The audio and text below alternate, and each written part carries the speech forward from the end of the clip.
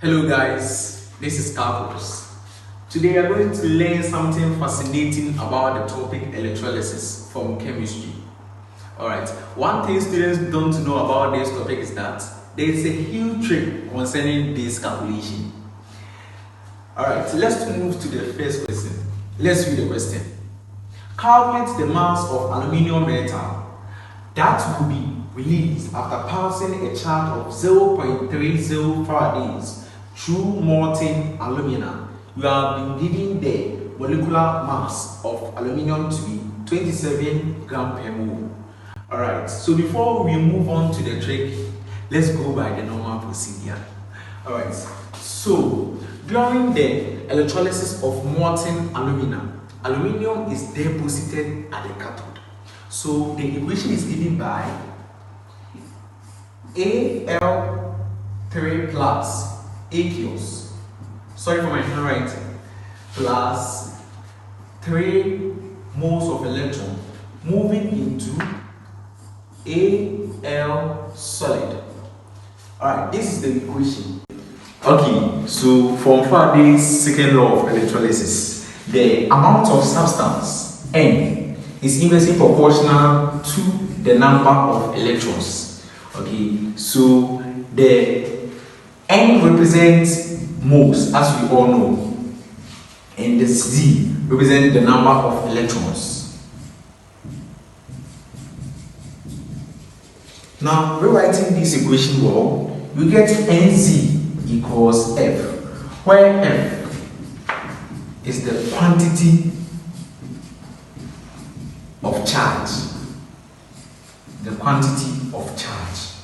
Okay, so from our basis, as we know from mole concepts, the number of moles is equal to mass over molar mass, right? Okay.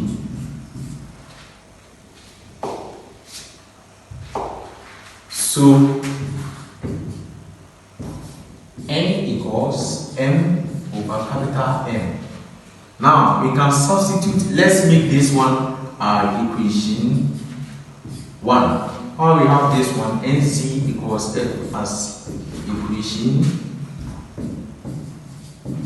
2. Okay, so we can substitute N here, right?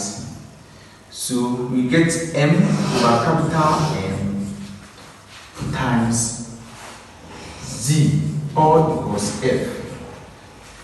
Now we know this one to be a mass, this one to be a molar mass, this one to be the charge, the number of electrons, and this one to be the quantity of charge, right? Okay. Now the question gave us the capital M to be the molar mass, that's 27 from the board, and Z is the number of electrons.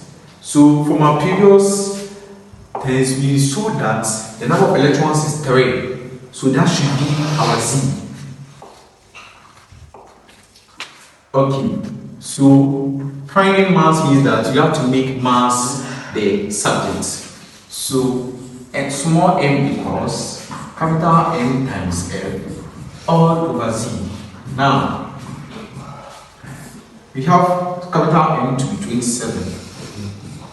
The Faraday was giving the question as 0.3 and Z was 3. Now 3 goes here 9. 9 times 0.3. So 9 by 0.3, giving us 2.7 grams. So when we are to go by the normal procedure, this is what we are going to get. But now, let's move to the trick. Alright, so you can fish out for what we did that you multiply 9 by the Faraday, which was given in the question, 0.30 Faraday. So that means that whenever you have to calculate for the mass of aluminium, you have to multiply 9 times the Faraday given in the question. So the question can give you 0.50. Just 9 times 0.5. You are there. 4.5 grams. So whenever you are asked to find the mass of aluminium, like whenever you are doing this type of question, to find for the mass of aluminium. Alright, so that's not just the only one. When I've been asked to find the mass of copper, that would be released. You just multiply it by a factor of 32. So 32 times the Faraday, and you achieve. And also, when I've been asked to find the mass of oxygen gas, that will be released. You multiply it by a factor of 8. So 8 times the Faraday, and you are there. So that is that we have the mass of aluminium to be 9 times Faraday. So we are having all these ways. There is no need going through all those procedures. Yeah. So we should take note of these places. And for those doing the National Science and Maths quiz, I think this will help you guys so much. Thank you guys so much. And this is Campus. So like my page and follow me for more. Thank you.